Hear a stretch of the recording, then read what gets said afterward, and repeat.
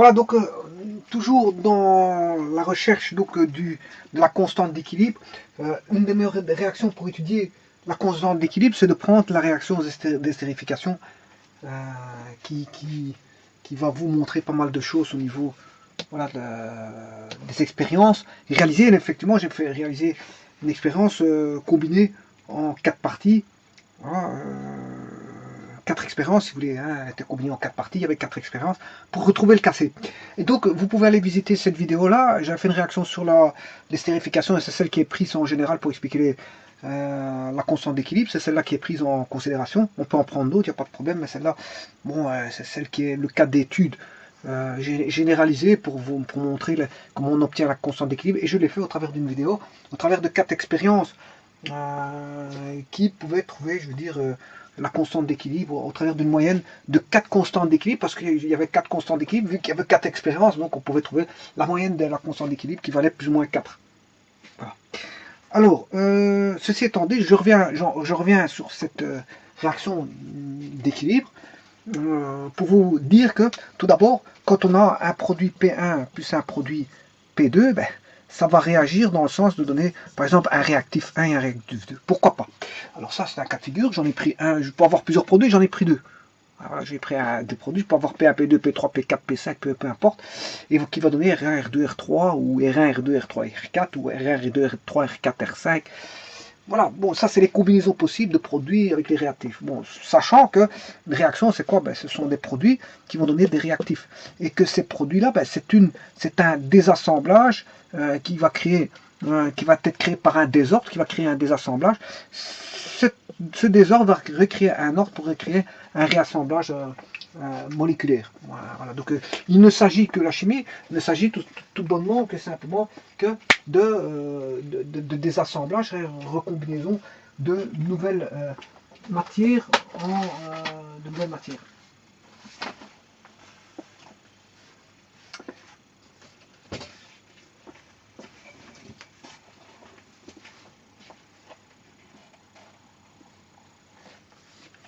Voilà. Donc je disais, je m'excuse si j'étais un petit peu, je veux dire, occupé. Voilà, ce que je voulais dire, c'est que donc il y avait les produits vont se combiner pour établir un certain désordre, ce qu'on appelle un désassemblage, et pour former un réassemblage de nouvelles molécules, etc., etc. C'est pas forcément que des molécules, on peut avoir des ions. Hein.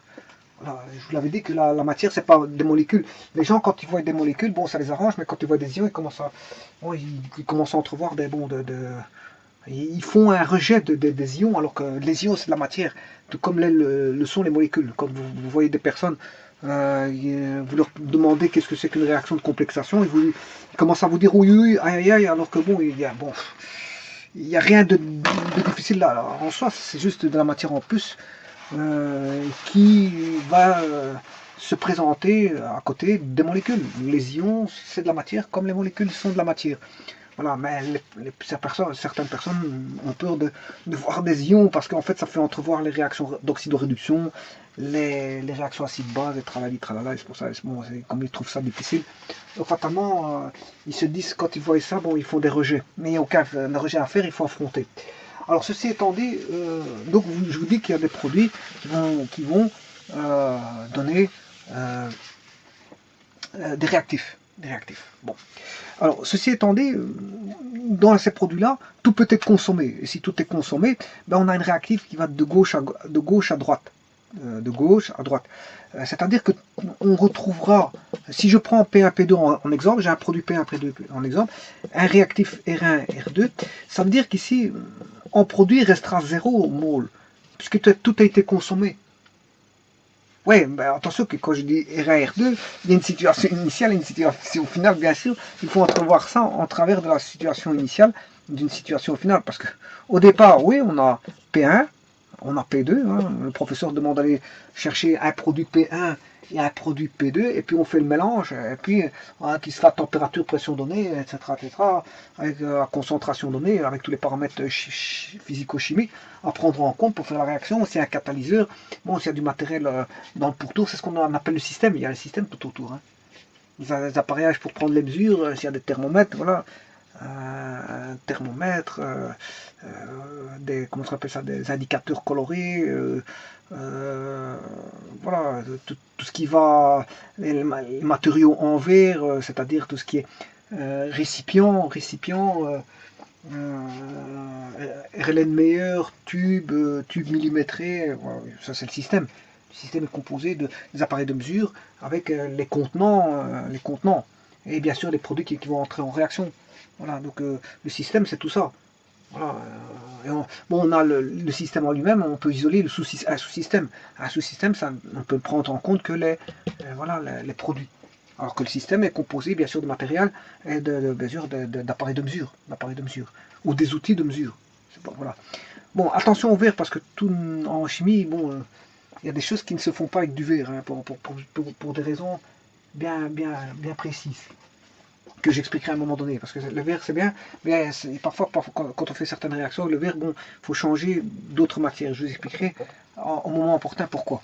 Alors ici il s'agit d'une situation, d'une réaction qui va faire réagir, une réaction qui va, où des produits vont réagir pour donner des réactifs. Bon, donc ce qui veut dire qu'on a une situation initiale et une situation finale. La situation finale, c'est que vous vous attendez que en situation initiale on a P1, P2 et vous attendez qu'en situation finale on a 0 P1, 0 P2, mais une formation de R1 et de R2, alors qu'il n'y avait pas de R1 et R2 puisque la réaction n'était pas encore entamée, on ne pouvait pas avoir de réactif produit.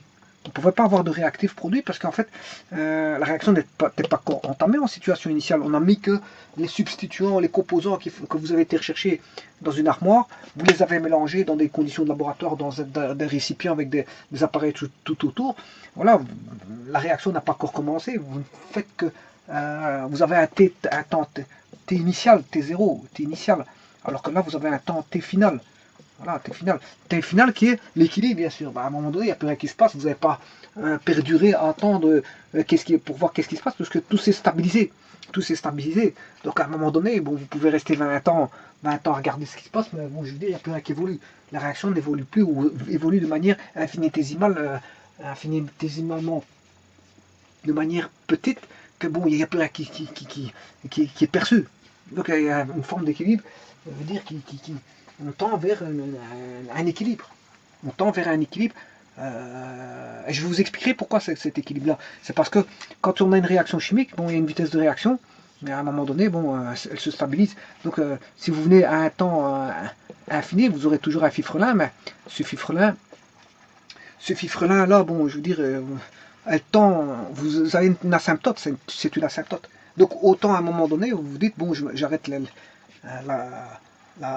je peux estimer que l'équilibre est là, à ce niveau-là. Le temps à l'équilibre est là. Bon, j'estime que c'est terminé parce que tout ce qui va se passer après, c'est du fifrelin. Ça va tourner autour d'une asymptote. Voilà, le nombre de moles ici, le nombre de moles, en fonction du temps, ce qui est la cinétique chimique, de produits, ça c'est produit, parce qu'il y en avait zéro. S'il y en avait zéro, ben, vous comprendrez que c'est les réactifs. On en a zéro, puis on a ce produit, puis à un moment donné, ça se stabilise. Voilà, et si vous venez dans 20 ans, ben oui, ça a évolué, mais de manière infinitésimale, donc c'est peu perceptible. Donc à un moment donné, on se dit que la réaction elle est terminée à un moment donné. Voilà, et c'est ce qui se passe. Allez, on a ce qu'on appelle la température le temps final. Le temps final, on estime qu'on a l'équilibre, tout est à l'équilibre. Ce qui va évoluer est infinitésimal. Tout comme ici les produits, les produits répondent à une cinétique chimique. On va voir, on a une quantité donnée et puis ça va diminuer. Bon, alors ça va diminuer comme ça. Mais si maintenant si vous tendez vers zéro, ça veut dire que si on tend vers zéro, on a zéro. À ce moment-là, si on tend vers zéro, qu'il ne reste plus rien, là à ce moment-là, la cinétique chimique, qu'est-ce qu'elle dit? Ben, ça veut dire que tout est consommé, on a une réaction totale. Une réaction totale. Voilà, et si on a une réaction non totale, s'il reste des moles un nombre de moles en finalité de P1 et un nombre de moles en P2, ça veut dire que dans la réaction, on va retrouver du R1 formé, du R2 formé, mais on va retrouver aussi du P1, P2, tout n'a pas été consommé, donc on va retrouver du R1. Les espèces qu'on va retrouver chimiques dans la solution, enfin dans la réaction, hein, en finalité, on va retrouver du R1, R2, P1, P2. R1, R2, P1, P2. Ce qui est tout à fait logique, parce qu'en fait, la réaction n'a pas été totale. Elle est à ce moment-là ce qu'on appelle une réaction réversible. On a la flèche là. On a la flèche comme ça. Alors bon, dans ces flèches-là, on a des cas de figure. Bon, soit elle peut être... elle peut se faire plus d'un côté que de l'autre. Ben, elle se fait plus du côté gauche vers la droite, mais on a quand même un petit peu de droite vers la gauche. Et on peut avoir plus de la gauche, droite, gauche, gauche, droite. Donc droite, on peut avoir plus de droite vers gauche que de gauche vers droite. Alors à ce moment, on peut faire ça. Ça, c'est pour vraiment symboliser qu'est-ce qu'il y a une prépondérance dans le sens de la réaction.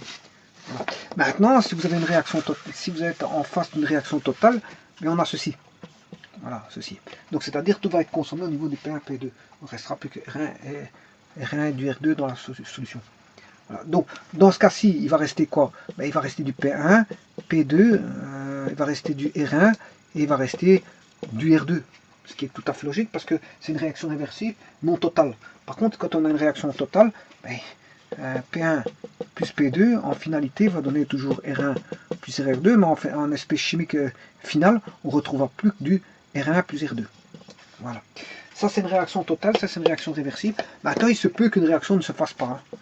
Il y a, bon, une réaction n'est pas obligée de se faire. Pour certaines raisons, la réaction ne se fait pas. Vous attendez à ce que la réaction se passe, mais il n'y a rien qui se passe. Donc voilà. Alors à ce moment-là, vous allez peut-être mettre à profit certaines, je veux dire, vous allez peut-être mettre si vous avez deux oxydants faibles dans une réaction d'oxydoréduction, ben, vous allez essayer de vous arranger pour, enfin un oxydant, si vous avez des éléments qui sont faibles entre eux, je parle par exemple, voilà, des éléments faibles, ils sont tellement faibles au niveau oxydation ou réduction, peu importe entre eux, ou par rapport à leurs acides, l'acide faible, sont tellement faibles qu'il n'y a rien qui va se passer. Et puis, rien qui va se passer, vous pouvez mettre des choses tellement faibles, il n'y a rien qui se passe. Sans moi, c'est tellement faible, il y a une faiblesse généralisée qui fait qu'il n'y a rien qui se passe. Donc il n'y a pas d'amorce. Maintenant, on peut amener à faire des réactions d'amorçage avant d'établir la réaction. La réaction ne va pas se faire parce qu'en fait, il faut peut-être une amorce. Peut-être qu'il faut des conditions physico-chimiques, telles que la température, la pression, la concentration, etc., qui font en sorte que la réaction se fera. Mais elle se fera dans certaines conditions. Voilà. Alors, c'est vrai que parfois, on peut se poser même des questions telles que comment ont-ils été amorcés les premières réactions sur Terre? Parce que avant d'avoir le cycle de l'eau, le cycle de l'azote, le cycle comment on appelle ça? À travers tous les cycles de l'azote, du carbone, cycle de carbone, de l'azote, et tous ces cycles-là, les cycles de Krebs, les cycles de tous ces cycles-là, avant de lancer ces cycles-là, ben, il faut une première amorce. Une première amorce. Donc en fait, autant dire que bon, quelles sont les conditions initiales et comment elles ont été faites pour que les premières amorces commencent, pour qu'il y ait vie sur Terre, par exemple. Voilà. Voilà, ça c'est une question philosophique. Comment l'amorce de départ a été faite pour lancer toutes les réactions possibles, imaginables de la création de la Terre. Et on peut poser la même chose pour l'univers, les galaxies, et voilà, les intergalaxies, enfin l'ensemble des galaxies. Bon, tout ça, on ne sait pas comment ça a été fait. Bon, ça on peut étudier pendant des siècles et des siècles. Je ne sais pas si on aura des réponses à ça. Alors, donc une réaction peut se faire de manière totale. On a une réaction totale. Donc elle est ici elle est totale, elle est irréversible. Là on a une réaction qui est réversible. Voilà, celle-ci elle est réversible, celle-ci elle est irréversible, et là on a une réaction qui ne se fera pas. Donc là c'est la thermodynamique qui étudie ça avec le delta, non, la variation d'entropie. Voilà, si la variation d'entropie est négative, on a une réaction. Ça dépend du sens. Hein, c'est vrai que quand je dis négatif, voilà, on entend les pluies de ce 26 juillet 2020, voilà, qui m'accompagnent dans ma vidéo, il n'y a pas de problème. Je veux dire, on les attendait depuis ce matin parce que le ciel se faisait de plus en plus chargé. Et maintenant, voilà que les pluies arrivent et viennent arroser les sols, les forêts, et abreuver les animaux et remplir les citernes, tout ce que vous voulez. En tout cas, c'est une aubaine de la nature pour bien sûr, pour remplir les nappes phréatiques ou les barrages ou tout ce que vous voulez. L'eau est une aubaine à prendre en compte qui fait partie du cycle de l'eau. Mais le cycle n'est pas, quand on dit cycle, on s'attend à ce qu'on ait un cycle temporel. Si c'est un cycle intemporel, parce que la pluie, quand elle tombe, on ne sait pas quand est-ce qu'elle tombe, elle peut venir à n'importe quel moment. Donc c'est pas que c'est un cycle, voilà, c'est pas un cycle qui arrive par exemple toutes les heures, ou toutes les 2 heures, ou toutes les 3 heures. Non, c'est un cycle, bon, voilà, c'est un cycle un peu spécial. Voilà. On ne sait pas ce que c'est en fonction voilà, de la météo généralisée qui fait en sorte qu'il va pleuvoir ou pas pleuvoir. Ceci étant dit, donc on a ici une réaction irréversible. Dans ce cas, PA plus P2 va donner R1 plus R2 dans le sens gauche-droite. Voilà, et donc là, la variation d'entropie est positive. Et je disais que la variation d'entropie, bien sûr, est une référence. Hein, est référencée par rapport bien sûr, c'est une référence. On va dire, c'est du conventionnel. C'est conventionné. Hein. Bon, quand je dis delta S est pris ici négatif, c'est du conventionnel, comme quand on dit enthalpie négative. Qu'est-ce que ça veut dire? La variation d'enthalpie est négative, ben, c'est conventionnel. Hein. La variation de chaleur est négative, c'est conventionnel. Vous pouvez la prendre négative ou positive comme vous la voulez. Voilà. Soit en réception voilà, c'est vous qui voyez. Ben, il y a les conventions altruistes, les conventions, je veux dire, il y a plein de conventions pour former tout ça, la base au départ. Hein, la convention altruiste. Convention altruiste, égoïste et mixte. Il y a 3 types de conventions que vous prenez en compte. Mais ici, bon, en général, on prend la variation d'entropie négative pour avoir une réaction, je veux dire, qui est réversible comme ceci. Voilà. Alors, ceci étant dit, dans mon cas de figure ici que je vais prendre une réaction, bien sûr, qui est de l'acide. Je prends un acide plus un alcool, et on va regarder ce que ça va former. Vous connaissez déjà parce que j'ai déjà expliqué ça. En plus, j'ai dit le titre tout à l'heure, donc vous devez. Mais je vais le former, il n'y a pas de problème. Alors, les flèches, je ne vais pas les mettre. Justement, je vais vous dire quel type de réaction. Si c'est une réaction totale, une réaction non totale, voilà. Je vais vous dire qu'est-ce que j'aurai par rapport à ça. Voilà. Mais je prends donc l'acide, éthanoïque. Donc l'acide éthanoïque, bon, c'est du carbone. Hein. C'est en fait l'acide éthanoïque, c'est ceci. Bon, voilà l'acide. On a un groupement carbonyle ici, et un groupement hydroxyle. Donc on a un alcool formé d'un groupement carbonyle. Voilà, ça c'est l'acide éthanoïque parce qu'il y a 2 carbones. Voilà, et de éth, qui veut dire 2 carbones. Voilà, 2 carbones. Mais là, pour assurer la tétravalence, on a du carbone, c'est 1, 2, 3, 4, il n'y a pas de problème.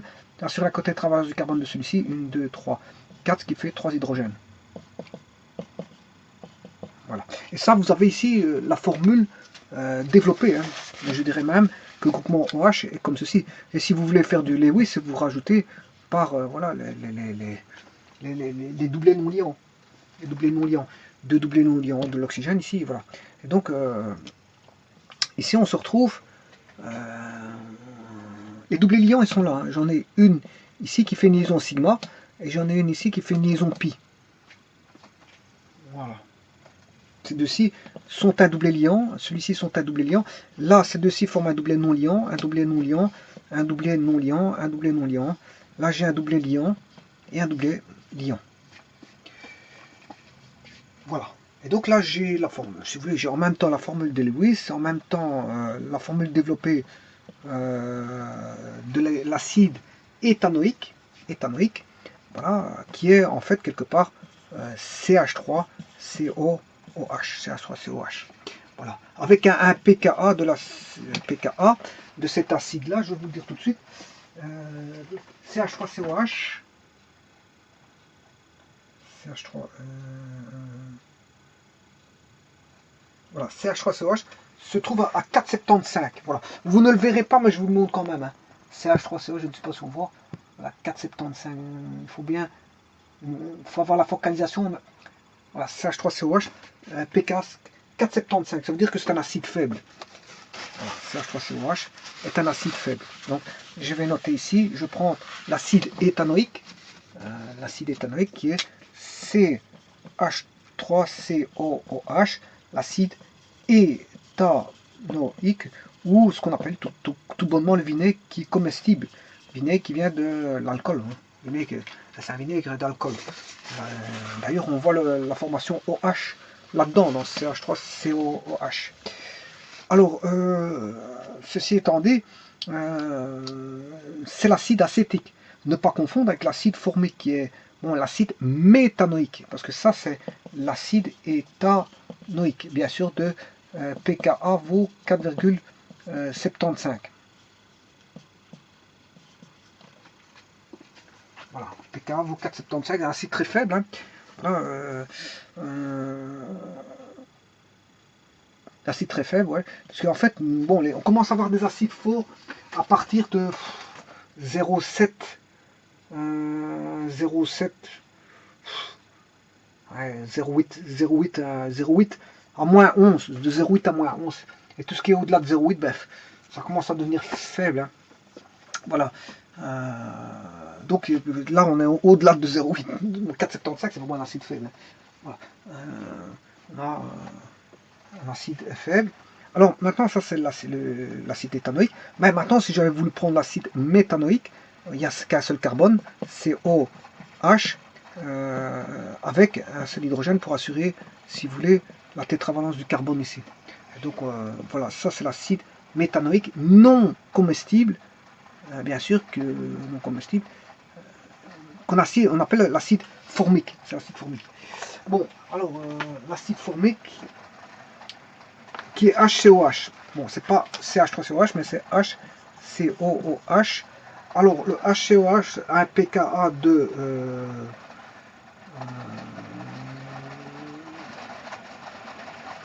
je cherche, voilà, 3,8. Je ne sais pas si vous le verrez aussi. 3,8. Bon, il n'est pas loin du 4,75, voilà. Je ne sais pas si on voit tout ça, mais voilà, je vous le mets comme ça en présence. Comme ça, vous pouvez regarder si ça vous scie ou pas. Voilà, je vous mets le tableau avec les CH3. Et donc, je vous ai dit 3,8. pKa égale 3,8. C'est-à-dire que ces deux acides faibles, tous les deux, je vous le dis, parce que j'ai dit, à partir de 0,8, ils sont plus ou moins forts, commencent à devenir faibles. Au-dessus de 0,8 jusqu'à moins 11, ils sont forts, mais en dessous, pour moi, ils sont considérés comme faibles. Voilà. En pKa, bien sûr. Et là, on a pKa qui vaut 3,8, donc il est fatalement au-delà de 0,8, et il est faible, et celui-là, il est encore plus faible que celui-là. Donc, entre leur faiblesse, ben, il y en a un qui est CH3COH est plus faible que CHCOH. Voilà. Alors maintenant, qu'est-ce que c'est que... Je vais prendre quoi comme alcool? Ben, je vais prendre l'alcool... je vais prendre l'alcool éthylique qui est comestible, voilà, enfin qui est une drogue récréative. Bon, c'est pas tout le monde qui en consomme. Voilà, c'est ceux qui en consomment, voilà, CH, ce qui est, bien sûr, toujours avec 2 carbone, C2H5OH. C'est-à-dire que j'ai C, j'en ai 2 de carbone, voilà, ici j'ai bien 5 hydrogènes, 1, 2, 3, 4, 5, avec un groupement OH. Bon, ici, je voulais mettre convenablement ce groupement hydroxyle, mais on a bien la fonction ici alcool. CH3, c'est 2H. Donc on a bien 2 carbones, 5 hydrogènes et l'hydroxyde. Voilà. Maintenant, par contre, il y a quelque chose que je vais aller voir sur Internet, c'est son pKa. Alors, je vais regarder son pKa. Voilà, 15,5. C'est 15,5. Bon, c'est un acide très faible. Hein. 15,5. Hein. Bon, pKa égale 15,5. 15,5. pKa vaut 15,5. pKa vaut 15,5. Alors, ceci étant dit, donc c'est deux acides. C'est la formation d'un acide faible et d'un acide très faible. C'est la formation de deux acides. Un acide faible et un acide très faible. Parce que 15,5, on est au-delà de 4,75. Celui-ci est bien plus fort que celui-ci, bien qu'ils sont tous les deux faibles. Ce qui veut dire qu'ici, on a deux acides. Ces deux acides-là vont donner une réaction non totale. Si j'avais eu du fort et du fort, j'aurais une réaction totale. Quand est-ce qu'on a une réaction totale? Justement, on a ceci quand on a, par exemple, NaOH plus HCl. Hein. D'ailleurs, vous voyez ça dans les titrages. À un moment donné, bon, on met par exemple du NaOH. Donc le NaOH au niveau pH On va commencer, ici c'est la neutralité, pH, ici voilà, en N, on va titrer, il y a un titrant et un titré. Un titrant et un titré. Donc on a une solution de départ ici avec un titre non connu. On connaît le titre ici, il est non connu. Ben, on peut faire un titrage comme ceci avec un titrant pour connaître, si vous voulez, le titre de celui-ci. Donc on connaît le titre de celui-ci, par exemple HCl. On connaît le titre de celui-ci. On connaît pas le titre de celui-ci. Voilà. Donc à ce moment-là, on va titrer, on va doser. Et à un moment donné, on aura un seau à 7. Un seau à 7, comme ceci. Bien sûr, vous comprendrez que le seau à 7, c'est tout simplement quand la concentration en H+, ou H3 ou plus, hein, H3 ou plus, est égale à la concentration en OH-. Voilà. Voilà. Quand on ne connaît pas le titre là. Mais quand on a du fort et du fort, vous comprendrez qu'on a une réaction totale. Hein. À un moment donné, tout est dissocié au niveau, bien sûr, solution aqueuse, tout est dissocié au niveau de NaOH, tout va se dissocier. Hein. On aura une dissociation complète de Na plus au H- et une dissociation complète de H et de Cl-. Pourquoi? Parce que ce sont des réactifs forts. On a du fort et du fort, ils vont se dissocier tous les deux de manière fort. Donc on aura plutôt l'allure d'une réaction totale. Hein. Tout va se dissocier complètement, donc on aura une dissociation complète, qui est déterminée par ce qu'on appelle le coefficient de dissociation. Le coefficient de dissociation, qu'on appelle alpha, c'est le nombre de molécules. Comment est-ce qu'on appelle ça, ionisées sur le nombre total de molécules dissoutes. Voilà. Et donc on peut entrevoir la proportion de dissocier par rapport au point de départ, concentration initiale. Et si tout se dissocie, c'est le cas ici, ben, on aura une tendance de alpha qui va tendre vers 1. C'est-à-dire que le coefficient de dissociation sera de 100%. Tout sera dissocié. Et ce sera le cas avec NaOH et HCl. Donc là, on aura une réaction totale qui va aller de gauche vers la droite. Par contre, ici, c'est pas le cas ici. Puisqu'on a un réactif qui est faible. Et alors là, on a encore un produit qui est faible. On a encore un produit plus faible. On aura une réaction non totale. Ça veut dire qu'il va rester en situation finale, ben, après réaction de l'acide et de l'alcool. Il va rester ça en finalité. Alors, qu'est-ce que ça va donner? Ben, CH3COH est un acide. Pourquoi? Parce que ben, il va libérer un proton H+. Il va libérer un proton H+, pour donner ceci. Donc on aura CH3COOH va donner du CH3CO- plus H+. Voilà, et pas complètement, parce qu'en fait, comme je vous dis que c'est un acide faible, donc il ne va pas se dissocier complètement. Alors, ce qui veut dire par là, c'est que lui, donc on a libération d'un proton de CH3COH, ça veut dire que là j'ai un acide, et là j'ai un sabage conjugué. Voilà, donc ça veut dire que CH3COOH est le couple acide-base. Voilà, l'acide, la base conjuguée.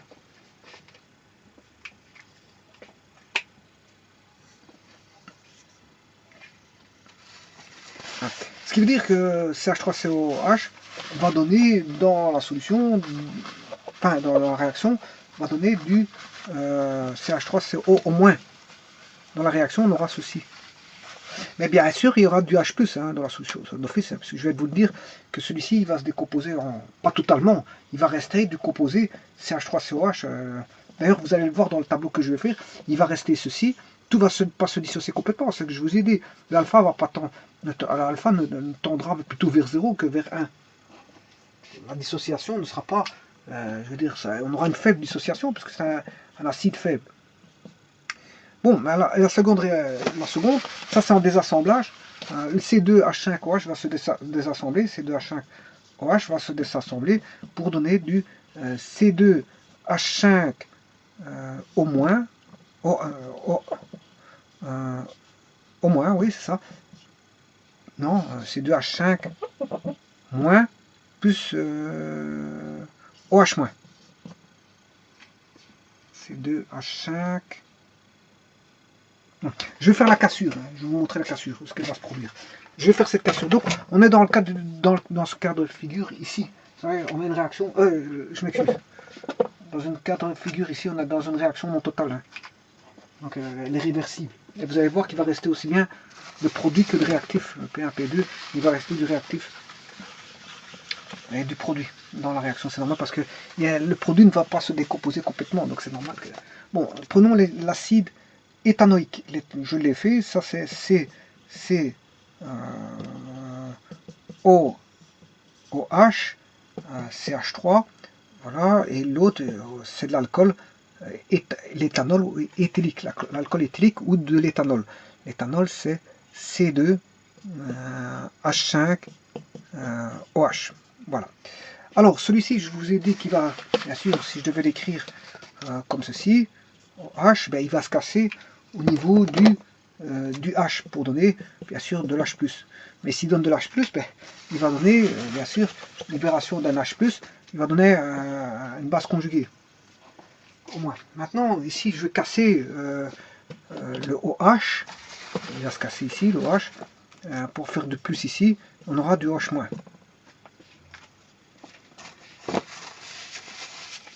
Là, j'ai un carbocation. Le H+, et OH- vont faire H2O. Donc, dans la réaction ici, on aura de la formation de l'H2O. Donc, je vais aller chercher ici. On a formation de H2O obligatoirement. L'H2O produit. Cette réaction-là va fournir bon, une composante d'eau. En combien de mots? Vous allez voir tout de suite quand je ferai la réaction. Le tableau, voilà. Et ici maintenant le plus va s'associer avec le moins. Le plus va s'associer avec le moins. Ils vont se raccorder, ils vont se lier plutôt ici. Donc si je le lis là, ça fait CH3, CO, O. Mais alors le O, c'est le plus du carbone ici, avec une double liaison, et là on aura le CH3 ici. Voilà, ce qui veut dire qu'ici c'est CH2. Là c'est CH2. CH3, CH2, CO, bien sûr j'ai oublié un O ici. Voilà. Et là on a ceci. Et ceci vous comprendrez que c'est R, C, O, O, R'. R' étant ceci. Ça c'est R', et ça c'est le R. Et là vous comprendrez, ça c'est ce qu'on appelle un ester. C'est un ester. Vous avez un ester.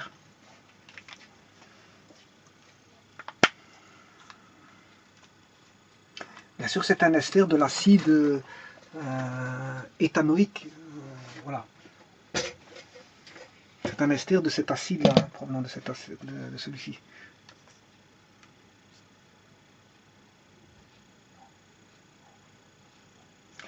Ceci étant dit, donc on a la formation de ce qu'on appelle un ester.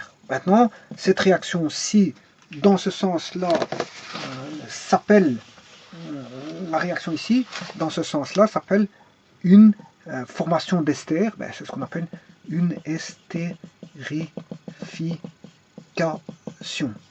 Puisque si vous faites la réaction inverse, ça c'est si vous prenez un acide plus un alcool, vous donne un ester, oui, et de l'eau, bien sûr, il va rester des composants acides et alcool parce qu'on a une réaction non totale. Oui, d'accord.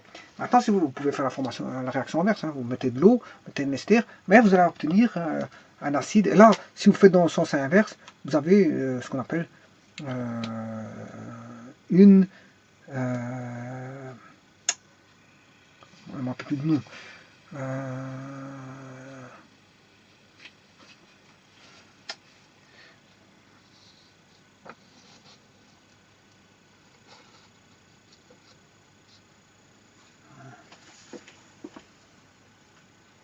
Hydrolyse, c'est ça, hydrolyse. Ce qu'on appelle une hydrolyse. Voilà, c'est une hydrolyse. Je m'excuse, je vais vite juste voir quelque chose sur internet parce qu'il y a quelque chose qui me...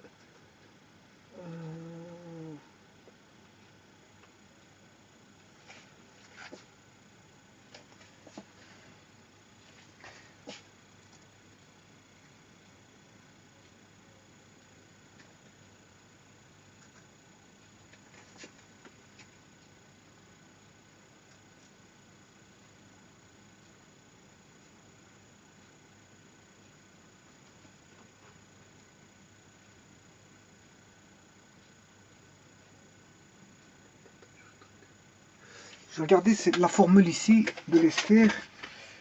c'est... Donc je vais le mettre en formule avec sous forme de 1, 2, 3, j'ai 4 carbones, 3, 4, 5, 6, ça fait 8 hydrogènes et 2 oxygènes. Voilà. C'est 4H8O2. Voilà. Ça, c'est ce qu'on a. Je vais vous donner le pK, parce que je ne vous ai pas donné le pKa de ça. Ce qu'on appelle l'acétate éthylique ou l'éthanoate d'éthyle ou l'éther acétique, parce que provenant de l'acide acétique. Bon, mais le pK, je ne vous l'ai pas donné. Je vais chercher ça sur Internet.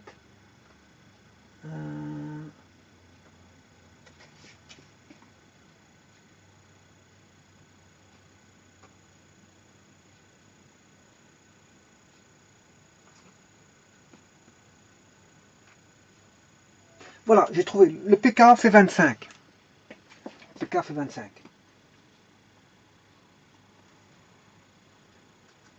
Voilà. Donc le pK de ça, de l'acétate d'éthyle, là, celui-ci, le pK fait 25.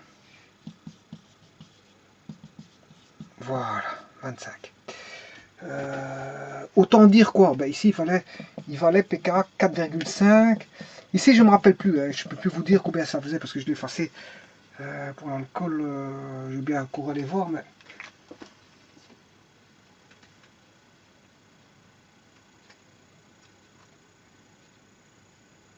Non, je ne sais plus combien il fait, je ne sais plus. Le pK de celui-là, mais en tout cas, je ne sais plus vous dire exactement. Je ne sais plus combien il fait. Je ne me rappelle plus. Mais en tout cas, tout ça pour vous dire que là, j'ai un acide faible. Là, j'ai un acide faible.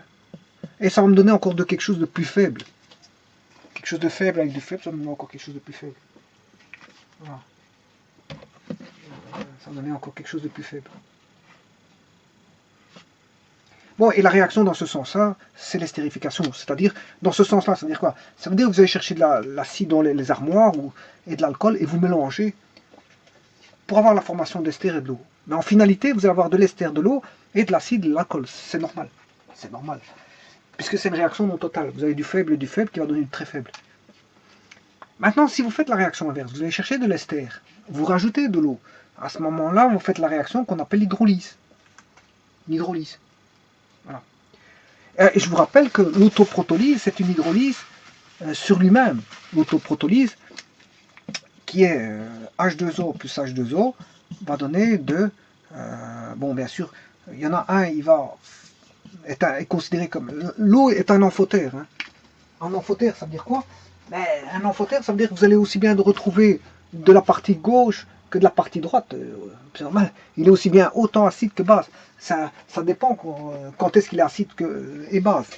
Par exemple, si je vais vous prendre l'H2CO3. Je vais faire une décomposition de l'H2CO3. Je prends l'H2CO3, voilà, je peux faire de l'H+, il perd un proton, c'est un acide. H2CO3 est considéré comme un acide.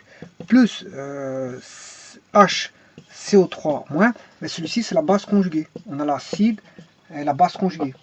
Voilà. Pourquoi la base conjuguée? Parce que là, il capte un proton pour former de l'H2SO3, selon la théorie de Brønsted-Lowry. Quand il perd un proton, ça devient un acide, c'est un acide, le composé est un acide, s'il perd un proton. Mais si il capte un proton, ben, je veux dire, c'est une base. Ben, et là, on a bien la perte, il perd bien un H+, celui-ci, pour devenir une base conjuguée.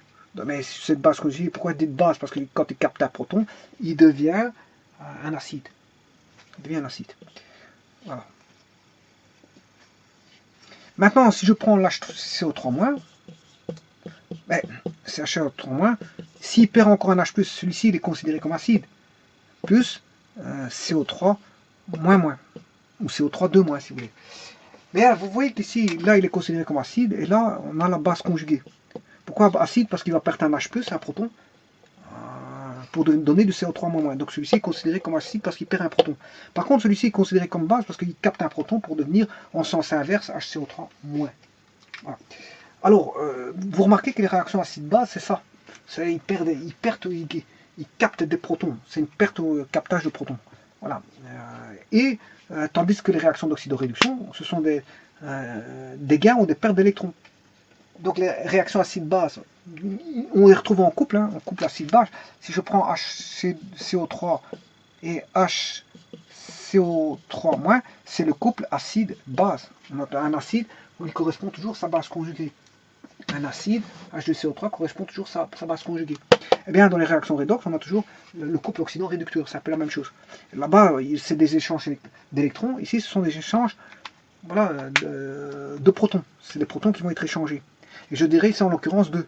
Parce que pour avoir CO3-, ici on en a échangé 2. On a 2H+. Pour passer de là à là, on va échanger 2H+. Je l'ai fait en séparation, donc en faisant 2 réactions, pour vous montrer qu'il va, pour obtenir ça de là à là, ben, il va perdre 2 protons par exemple. Mais pour passer de là à là, il va partir un seul proton. Voilà. Alors, vous voyez qu'ici, lui est aussi base qu'acide. Hein, donc là, on a affaire à un amphotère. Donc, ce qui veut dire que l'élément HCO3-, ben, vous allez retrouver autant à gauche qu'à droite. Et c'est vrai parce que je peux vous retrouver. Hein. HCO3-, faut que je le cherche. HCO3-, H.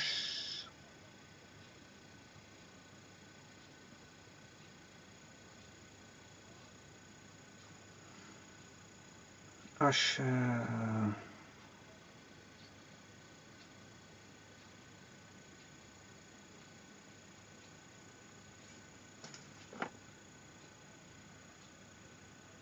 Voilà, il est là, 6,4 au niveau des bases.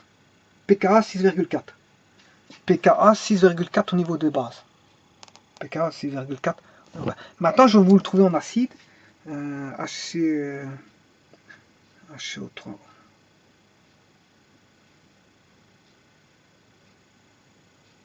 H2CO3, vous ne le retrouvez qu'en tant qu'acide. Lui, il n'est pas amphotère, lui. H2CO3, il n'est pas amphotère. Ce qui est amphotère, c'est ces deux-là. Voilà, donc, ce qui veut dire, j'aurai HCO3-, il faut que je retrouve à gauche.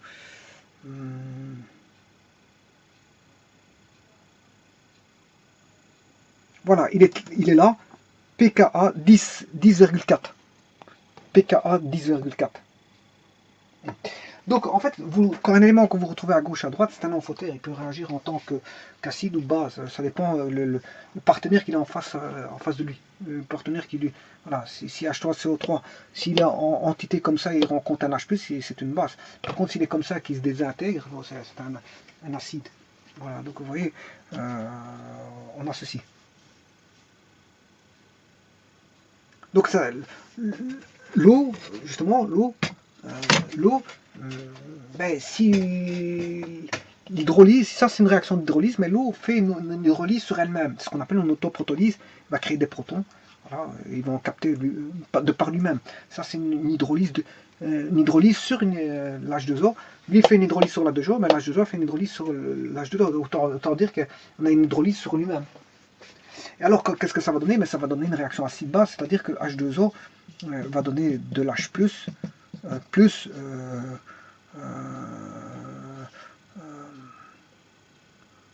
H+, oui, plus OH-, et le second H2O, voilà, il va capter l'H+, ici, il va le capter, plus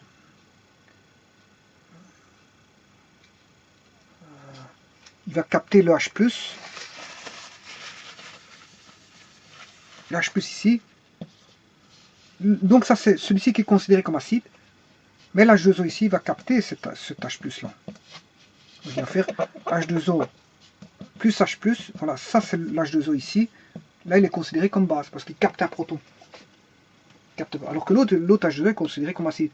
Donc là il est acide et celui-ci il est base. Donc ça donne de l'H3 au plus. Donc la réaction finale va donner, ça va donner de l'H3 au plus qui est l'ion oxonium ou hydronium plus de l'OH-. Voilà. Et ça c'est une autoprotolyse, c'est-à-dire une réaction d'hydrolyse sur elle-même.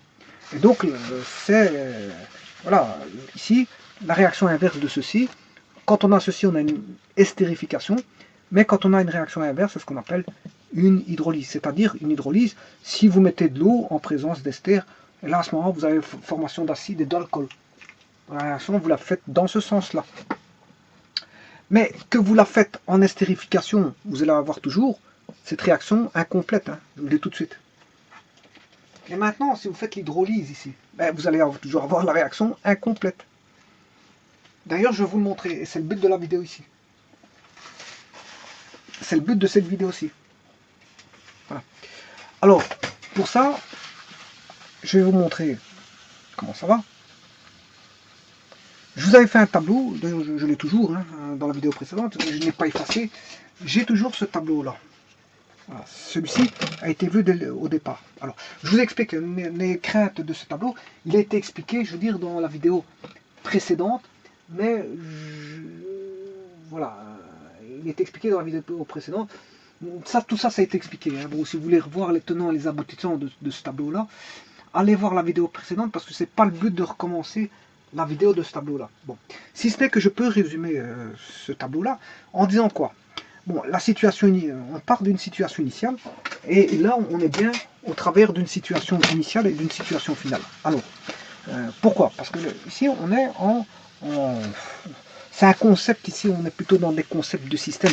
Pourquoi système? Ben parce qu'en fait, tout d'abord, je vous ai expliqué que un système, c'est quoi? Ben c'est tout ce qu'il y a, tout ce qu'on veut étudier. Qu'est-ce qu'on veut étudier? On veut étudier la réaction.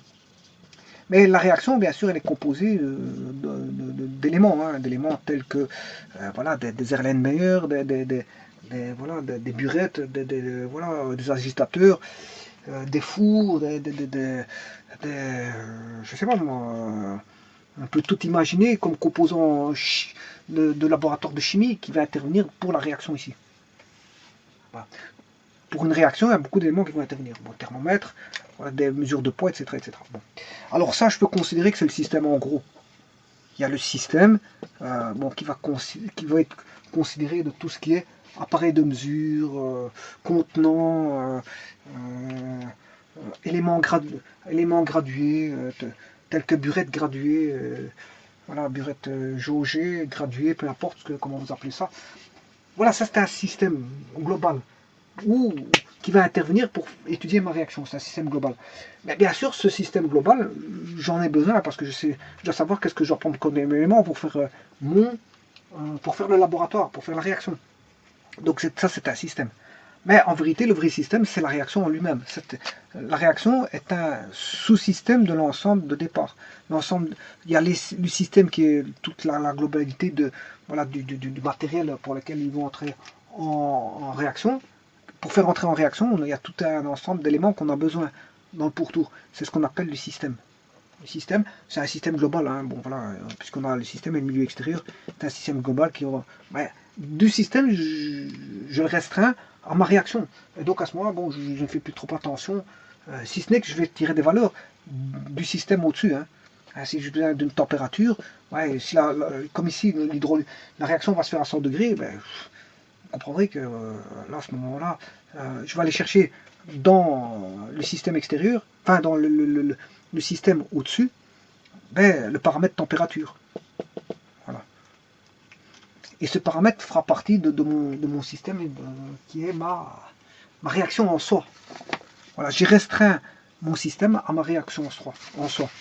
Voilà.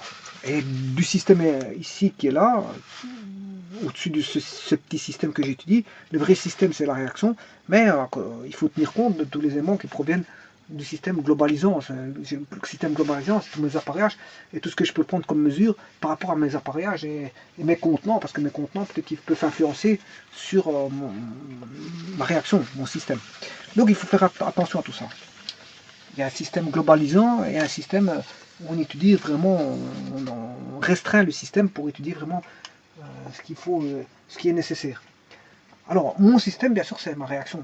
C'est-à-dire que j'ai du CH3COOH plus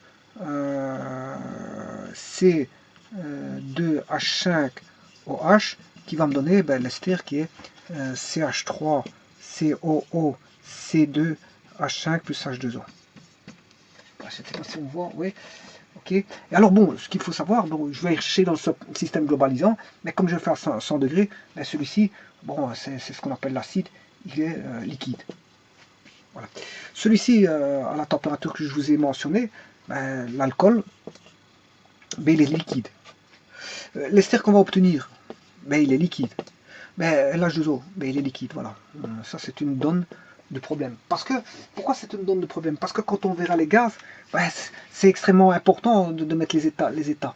Donc on est bien en plein concept thermodynamique. Hein.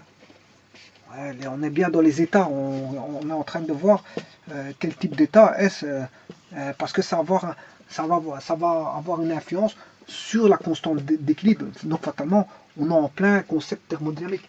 Donc si je suis en concept thermodynamique,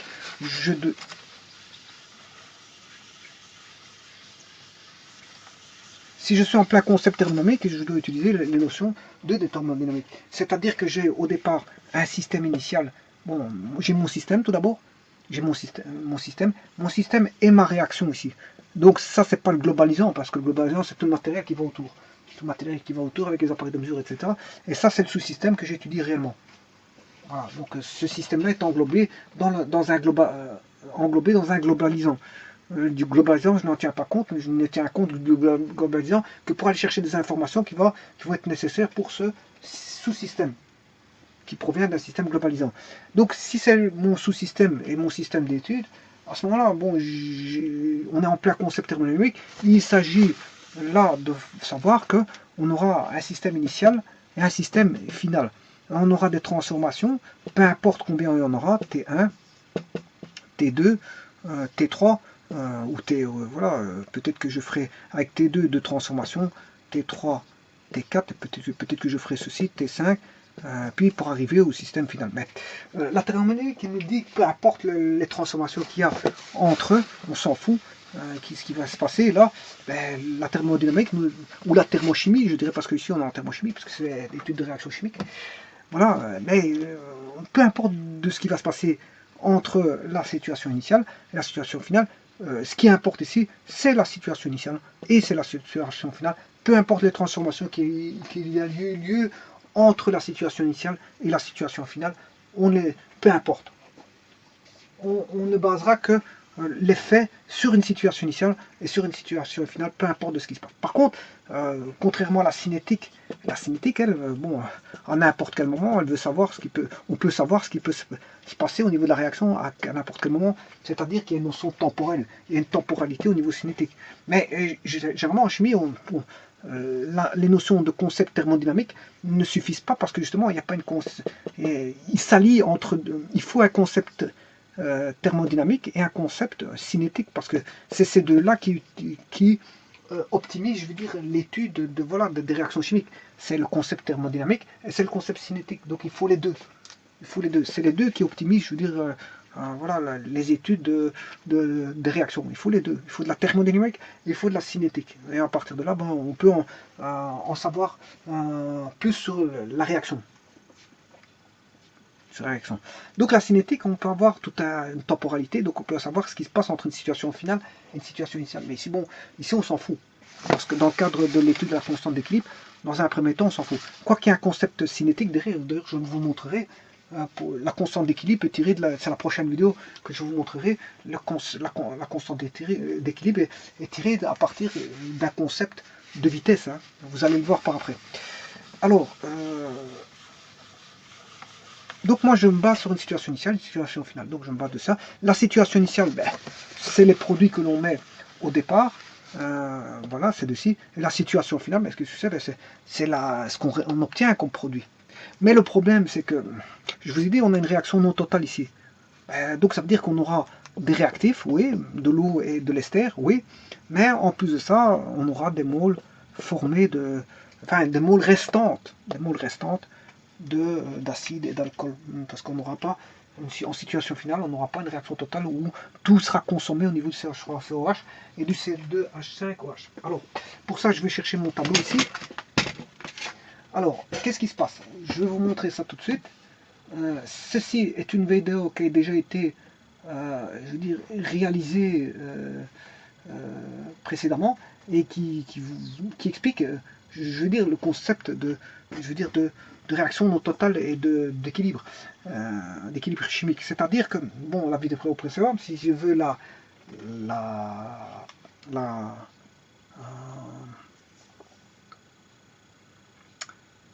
réexpliquer au niveau plus restreinte, pour faire un résumé, c'est ça que je veux dire, ben, vous avez le tableau. Ici, j'avais donné un tableau. Donc, on retrouve ici le CH3COH qui est l'acide acétique, qui est liquide, l'alcool qui est C2H5OH qui est liquide, qui va donner de l'ester, CH3COC2H5 et de l'eau. On retrouve la réaction que je vous ai mis. Liquide, liquide, liquide. Par contre, je vais vous faire le tableau parce que c'est vrai qu'il n'est pas clair en effaçant ceci parce que la réaction ici, ben, elle est connue. Hein, c'est la réaction d'estérification, c'est-à-dire c'est tout simplement, tout bonnement, celle-là. Tout bonnement celle-là. Bon. Alors, maintenant, vous l'avez dans votre esprit, cette réaction-là, donc j'en ai plus besoin. C'est ce qu'il y a, je vais faire directement le tableau. Voilà, le tableau. Et je prends chacun des cas de figure. Bon. Alors, je vais vous le résumer. Je vais écrire acide pour aller plus vite. Hein. Voilà, c'est acide. Là, on a l'alcool. Et puis, on a l'ester. Et puis, on a l'H2O, l'eau. Alors, je vous ai dit qu'il faut se conformer à deux situations, une situation initiale et une situation finale. Bon, alors, là, on a pris la première expérience, je vous la rappelle, on avait une mole d'acide et 0,33 mol d'alcool. Une mole et 0. Oui, je vous rappelle, il y a juste une chose qu'il faut que je vous rappelle. Si je prends la réaction CH3 COOH plus C2H5 OH va donner du CH3 COO C2H5 plus H2O. Bon, alors voyons cette réaction là. On va d'abord faire les conditions stoichiométriques de la réaction. Ah, voilà. Alors ici la réaction est stoichiométrique.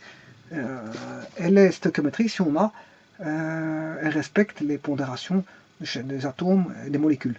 Donc ici on a 3, 4 carbones. On a 4 carbones. 1, 2, 3, 4. On a 4 carbones. Là, je vais mettre un ici, un là, et un là. Comme ça, bon, elle est réalisée de manière stoichiométrique. Elle est équilibrée, cette réaction. Cette réaction est équilibrée. Une mole d'acide plus une mole d'alcool me donne une mole d'eau et une mole d'ester. Bon, regardez bien. Donc j'ai bien 5 carbones ici, 5 carbones dans le membre de gauche, 5 carbones dans le membre de droite. L'oxygène, 1, 2, 3, 1, 2, 3. J'ai 3 oxygènes, 3 carbones. Les hydrogènes, 3, 4. Là ça fait 5, 6, 4 ça fait 10, 3, 5 ça fait 8, 9, 10. Voilà, tout est équilibré, la réaction est équilibrée. Donc les coefficients stoichiométriques sont une mole d'acide plus une mole d'alcool donne une mole de, comment on appelle ça, d'ester plus une mole d'eau. Voilà. Donc, mais les conditions, ici, ma première expérience, mais je vous ai dit que je partirai à partir de 1, 1,033, 1,033 va me donner 0, 0. 1,033, 1,033 me donne 0,0 parce que c'est en situation initiale, la réaction n'a pas encore été entamée. Fatalement, j'ai un 0,33, 0,0. Bon, je vous rappelle qu'ici, j'ai mis 1. Elle n'est pas dans les conditions stoichiométriques parce que pour être dans les conditions stoichiométriques, il faut 1, 1. Je ne suis pas 1, 1. Ça veut dire que lui, il est en défaut et lui, il est en excès par rapport à lui. Lui est en défaut par rapport à. Parce que je devrais avoir 1, 1 pour être dans les conditions stoichiométriques. Ce n'est pas le cas parce que j'ai 1 et 0,33. J'ai beaucoup moins de 0,33 que ce qu'il me faut. Que ce qu'il me faudrait pour avoir les conditions stoichiométriques. Bon. On étudie comment on appelle ça, enfin on laisse s'équilibrer la réaction, à un moment donné, on voit qu'il n'y a plus rien qui avance. Quand il n'y a plus rien qui avance, ben, c'est ce qu'on appelle, on est à l'équilibre. C'est la situation finale. Voilà, on a atteint les conditions d'équilibre, il n'y a plus rien qui évolue. Et quand il n'y a plus rien qui évolue, qu'est-ce qu'on marque? On est arrivé à 0,7 0,03. 0,7. Ça veut dire que ici, 0,7, on a une variation du mol de mol qui a été perdue. Le nombre de moles perdus pour former l'ester, ben on a perdu 0,3. Mais ici, on a aussi 0 perdu 0,3. Et si je perds 0,3, ben il restera 0,03 moles. Voilà. Et alors, on peut faire le différentiel. Le différentiel, c'est qu'on a perdu, on a moins 0,3 moles ici. Là, on a perdu quoi? Ben, on a perdu moins 0,3 moles. Voilà. Par contre, ici, vous comprendrez qu'ici, on va en gagner plus 0,3, et là, plus 0,3, ce qui veut dire qu'on aura 0,3 et 0,3. Et je peux vous montrer le tableau, et c'est vrai, on a 0,3 et 0,3. Bon. Mais ça, c'est si on avait, bien sûr, 0,33. Maintenant, la deuxième réaction a été faite, on a mis toujours 1, mais on a mis 0,50. Donc ça veut dire qu'on est toujours en défaut, mais moins en défaut que le 0,33. On a augmenté ici, on a augmenté ici. Donc on a mis je sais pas combien, 0,50. Voilà, on a monté un petit peu plus. On est toujours l'alcool est toujours en défaut. L'alcool est toujours en défaut, mais moins en défaut que le 0,33. Là, qu'est-ce qui se passe? On a toujours 0,0, c'est condition initiale. Bon, on n'a pas encore démarré la réaction. Et en finalité, quand on a l'équilibre, il n'y a plus rien qui se passe, mais on se retrouve avec 0,58 ici. 0,58 en consommation de moles, on a perdu 1 moins 0,58, 0,42. Donc là, on a perdu 0,42, là, on va en perdre 0,42, et là, on va en voir 0,42 de formé. Donc ce qui veut dire que le fait d'avoir augmenté ce défaut, ben, oui, je vous rappelle qu'ici, je peux faire toujours le total. Hein. Je peux faire le total ici, vous pouvez faire le total ici. Ici, déjà, la variation, elle vaut 0. Moins 0,3, moins 0,3, plus 0,3, plus 0,3, on voit que ça fait 0. Là, ça fera 0 aussi, moins 0,42, moins 0. La variation, elle fera toujours 0. Bon. Alors, là, on aura 1,50, mais là, si vous calculez, on doit avoir 1,50, mais j'ai pas encore changé ici. Hein. Ce que je veux dire, là, on va diminuer de 0,42, je crois que c'est ça. 0,50 moins 0,42, ce qui fait 0,02. 0,058, 0,58, 1 moins 0,42. Voilà. Et 50 moins 42, ça fait 0,08. Voilà, et c'est bien le cas.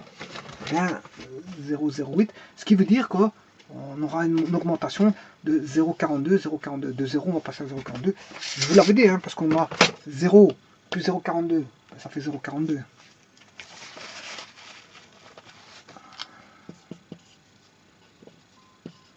Voilà.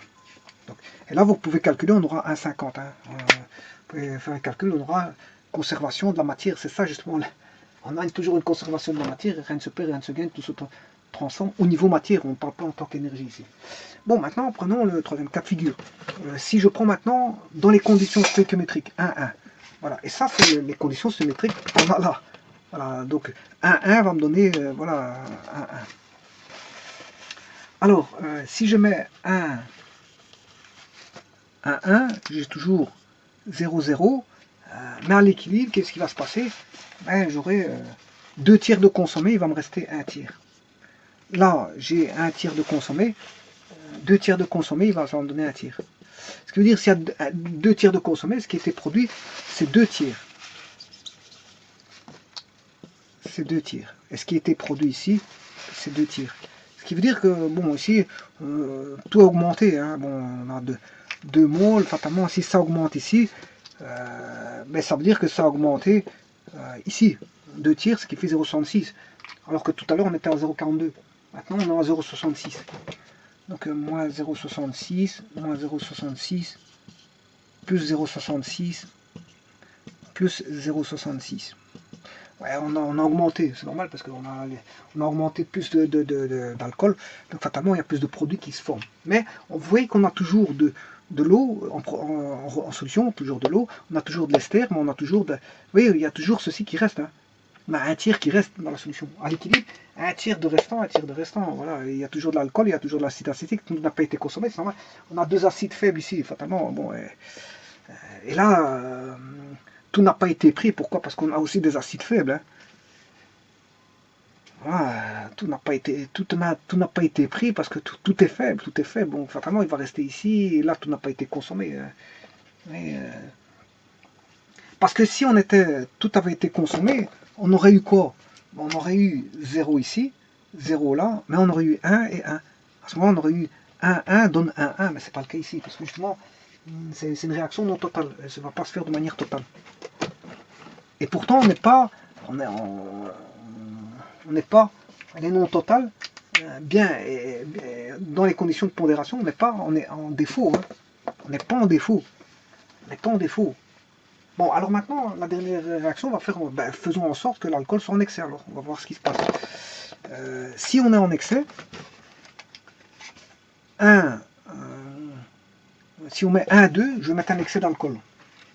1, 2. Là, on fait réagir 3 moles. Hein. On va faire réagir 3 moles.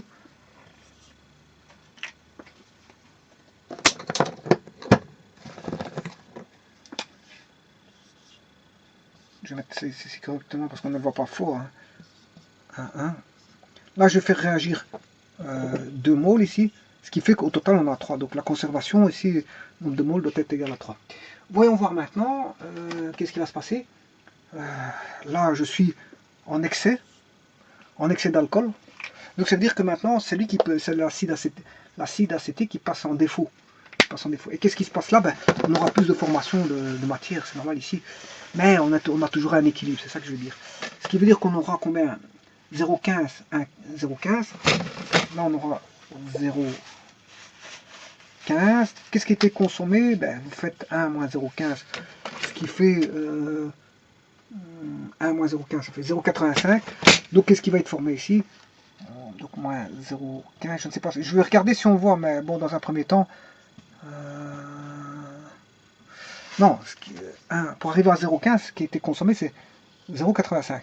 0,85 plus 0,85 plus 0,85. Maintenant, si on le voit, non, donc je vais faire ça comme ça. Et je vais modifier le tableau. Donc ici, c'était, voilà, on a 0,85. 0,85. On a 0,15. Voilà. Voilà.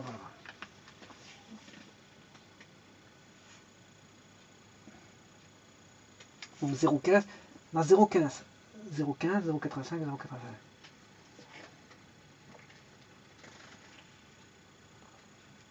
Voilà, on a toujours une conservation en 0,85 plus 0,15.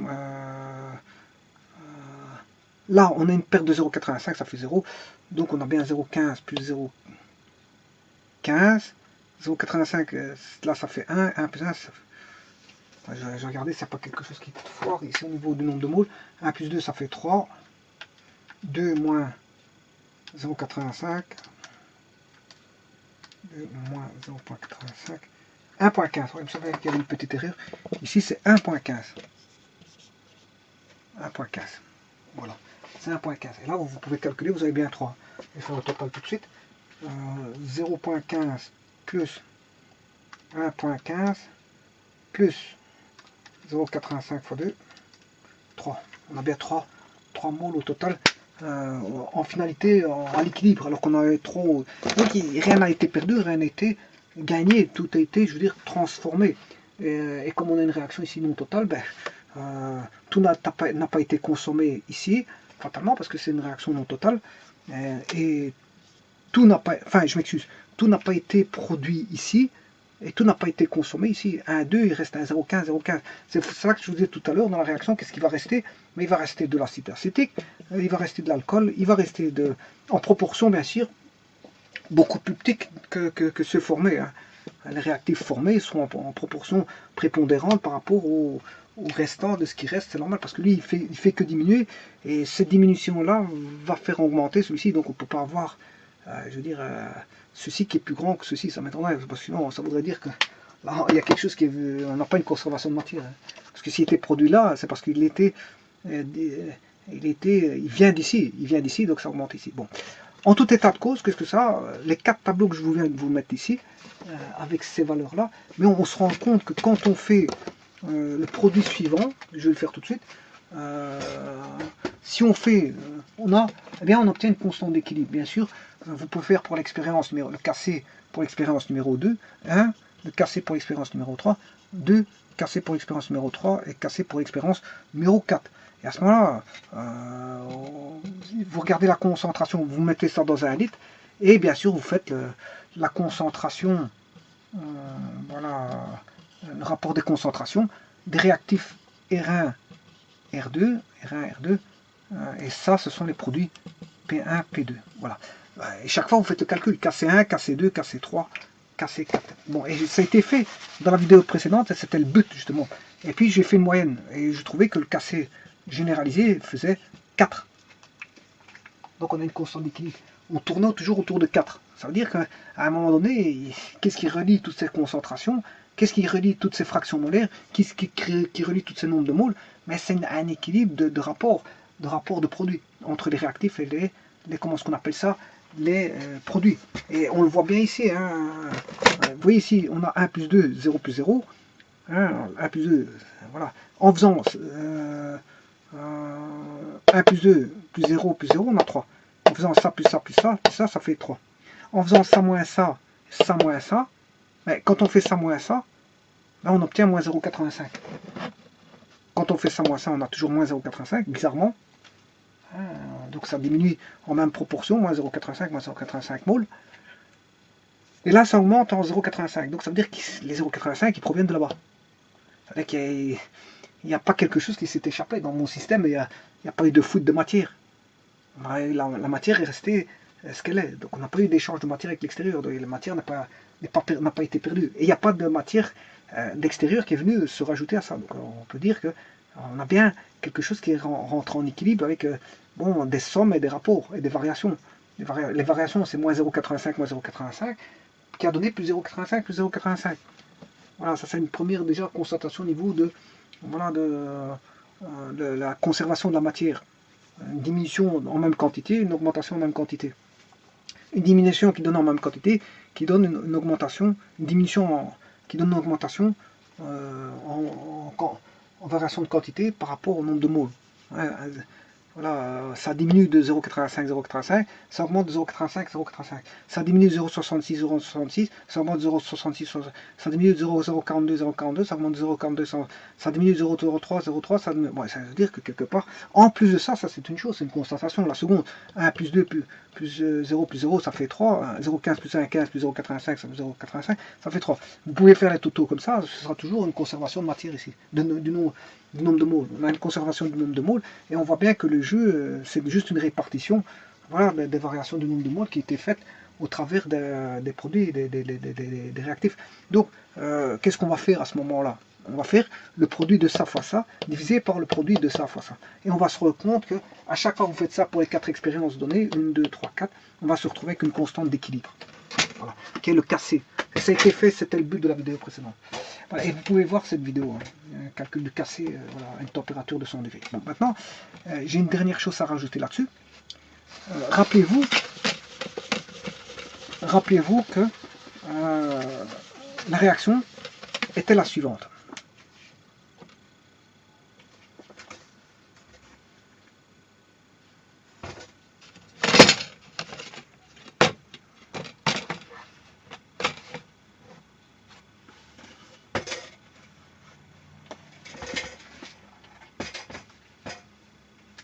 Bon, sans faire exprès, j'ai effacé le tableau. C'est pas un problème. Je vais vous expliquer pourquoi. Parce que ça fera le fruit d'une vidéo, ce que je vais vous dire là.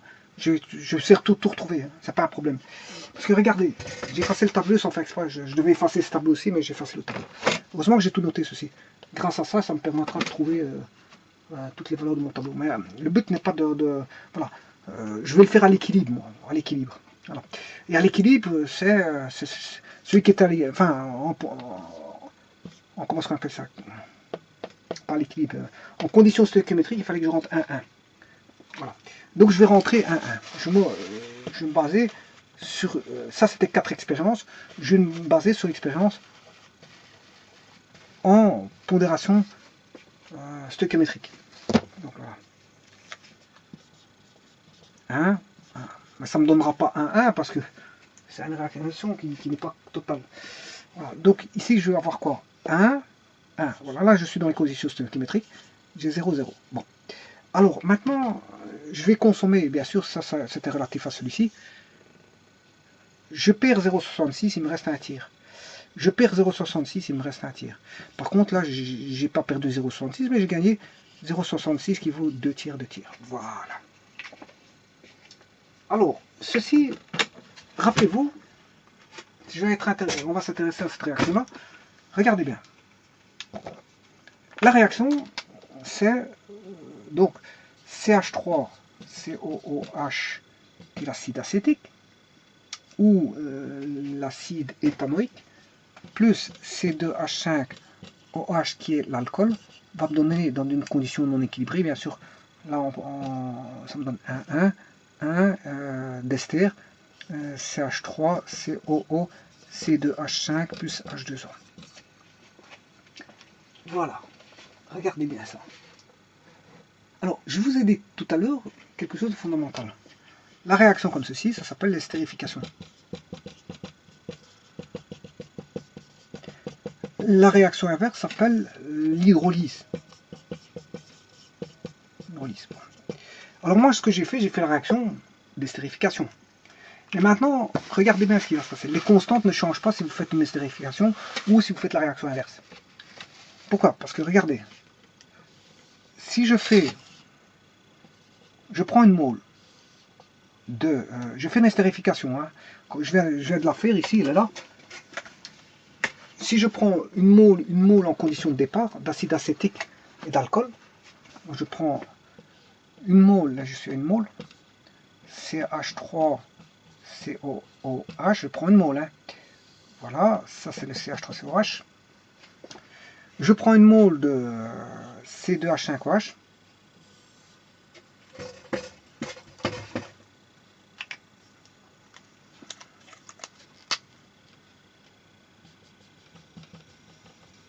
Alors, ça c'est la situation, si vous voulez, initiale. Je ne sais pas si on voit, c'est la situation initiale. On obtient tout quoi? Ouais, j'ai oublié de marquer. Ça c'est le C2H5OH en condition stoichiométrique. J'ai pris une mole pour chaque.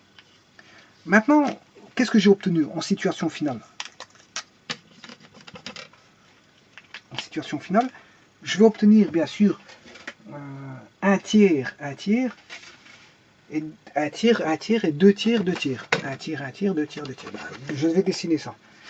Donc un tiers de mole, ça divisé par 3, je vais le diviser par 3, hein, voilà, ça j'ai divisé par 3.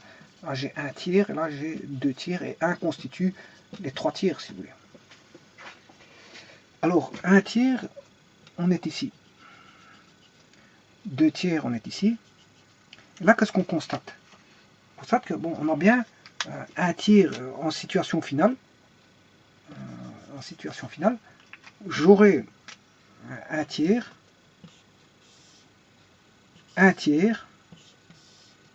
2 tiers et 2 tiers. Bon, je suis dans la réaction d'estérification. C'est-à-dire, je suis dans la réaction comme ceci. Alors, un tiers de quoi? Ben, CH3, COOH. Bon, je vais écrire acide acétique pour aller plus vite. Hein. Acide acétique. Ça, c'est l'acide acétique. Au niveau de l'alcool, il va me rester un tiers d'alcool, Al. C'est l'alcool C2H5OH. La formation d'ester est à 2 tiers. Et la formation d'H2O est à 2 tiers. Là, j'ai l'ester. Et là, on a l'eau. Voilà, ça, c'est la situation initiale qui est tirée du tableau ici. J'ai un tiers, 1 donne 0,0 au départ, on n'avait rien. Puis, ça donne un tiers partant de 1, j'ai un tiers, 2 tiers, 2 tiers. Donc, la situation initiale, c'est une mole de CH3COH, une mole de C2H5. Bien sûr, au départ, j'ai rien. Situation finale, j'ai rien. Puis après, bon, après à l'équilibre, apparaît ceci. On a la situation finale, on a ça. C'est-à-dire qu'on a l'acide acétique qui est à 1 tiers, l'acide acétique est à 1 tiers, il reste 1 tiers d'acide acétique, il reste 1 tiers d'alcool, mais il reste 2 tiers, ça a été produit à 2 tiers et non pas à 1, comme le stipule la réaction stoichiométrique ici, ça a été formé à 2 tiers et là à 2 tiers d'eau. Voilà, donc on n'aura pas 1-1, si vous voulez. Pourquoi? Parce qu'il reste 1 tiers et 1 tiers, là, 2 tiers. Et si on fait le total, ben là, 1 plus 1, ça fait 2. On a 2 moles de consommé, c'est hein. On a 2 moles de consommé. Et là, on a 1 tiers plus 1 tiers, ce qui fait 2 tiers, plus 2 tiers, plus 2 tiers, ce qui fait 4 tiers plus 2 tiers, 6 tiers, ce qui fait 2. Le total de tout ça fait 2.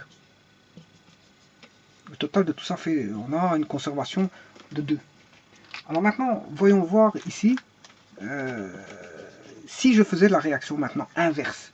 Donc, cette fois-ci, la situation finale est toujours celle-là.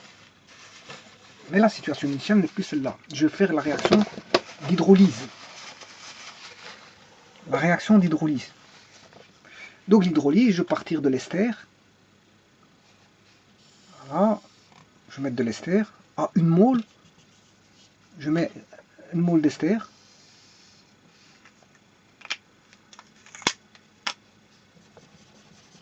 Voilà. Et je mets 1 mole d'eau.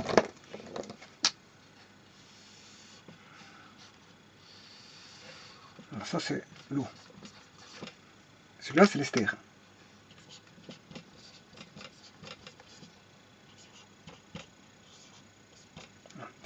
Alors, ça c'est la situation bien sûr initiale. Mes marqueurs ne vont plus tellement bien. La situation initiale est ici. Et on se retrouve avec la situation finale ici. Mais je suis en réaction cette fois-ci d'hydrolyse et non plus, voilà, hydrolyse. Eh bien, qu'est-ce qu'on marque? Que vous fassiez la réaction d'estérification, que vous fassiez la réaction d'hydrolyse, la constante ne change pas parce que vous avez toujours les mêmes quantités qui sont là. Que vous faites dans un sens ou dans l'autre, la réaction aboutit toujours à une situation finale qui est de 1 tiers, 1 tiers, 2 tiers, 2 tiers. Voilà. Et ça, c'est fondamental pour la vidéo suivante. Vous allez voir pourquoi. Voilà, donc...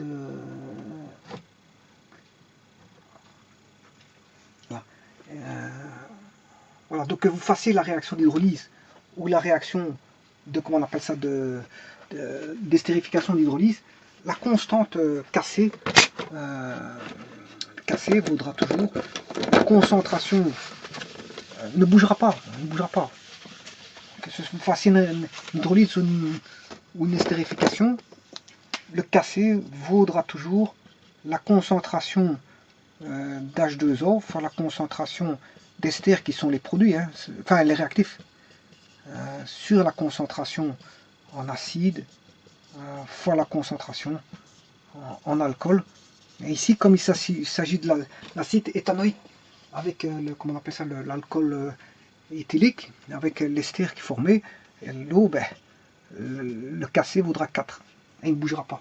Que vous fassiez une estérification, une hydrolyse, le cassé vaudra 4. Donc, ça veut dire que si vous êtes dans une solution, ben, il faut exprimer en termes de concentration et non pas en termes de fraction molaire. Hein. Il faudra exprimer en mol par litre. Hein. Voilà, en mol par litre. Et donc, à l'état d'équilibre, il existe un rapport constant entre le produit mathématique des concentrations d'ester et d'eau formées et le produit mathématique des concentrations d'acide et d'alcool encore présents dans la solution. Et tout ça, bon, on ressent qu'il y a